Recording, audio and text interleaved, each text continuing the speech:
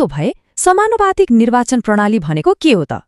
एकदमै सरल शब्दमा भन्नुपर्दा यो यस्तो प्रणाली हो जहाँ मतदाताले कुनै व्यक्तिलाई भोट हाल्दैनन्, सिधै राजनीतिक दललाई भोट हाल्छन्।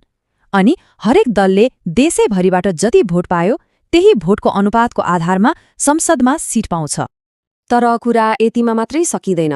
संविधान त योभन्दा पनि एक कदम अघि बढेको छ। उसले के व्यवस्था गरेको छ भने यी सिटहरू निश्चित ऐतिहासिक रूपमा पछि पारिएका समुदायका उम्मेद्वारहरूबाटै भर्नुपर्छ। हो, यसले समावेशिताको लक्ष्यलाई एकदमै प्रष्ट पार्छ ताकि संसद साँच्चै नै राष्ट्रको ऐना बनोस्।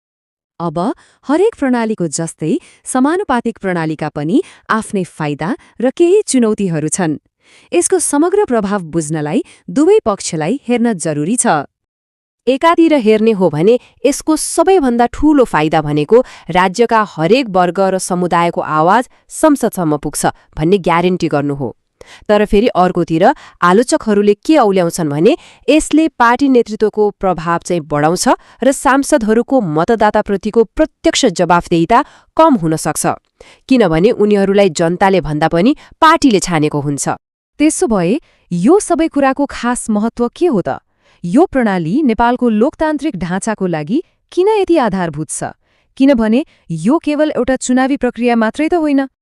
संविधानको मूल भावना एकदमै स्पष्ट छ। साँचो लोकतन्त्र तबसम्म सम्भव नै छैन जबसम्म त्यो समावेशी हुँदैन। यसको मतलब के हो भने लोकतन्त्रमा सबैको अनुहार देख्नुपर्छ र सबैको आवाज सुनिनुपर्छ। अन्तमा यो समानुपातिक प्रणाली न्याय, समावेशिता र प्रतिनिधित्वको एउटा महत्त्वपूर्ण आधार हो र यसले हामीलाई एउटा गहिरो प्रश्न सोच्न बाध्य बनाउँछ।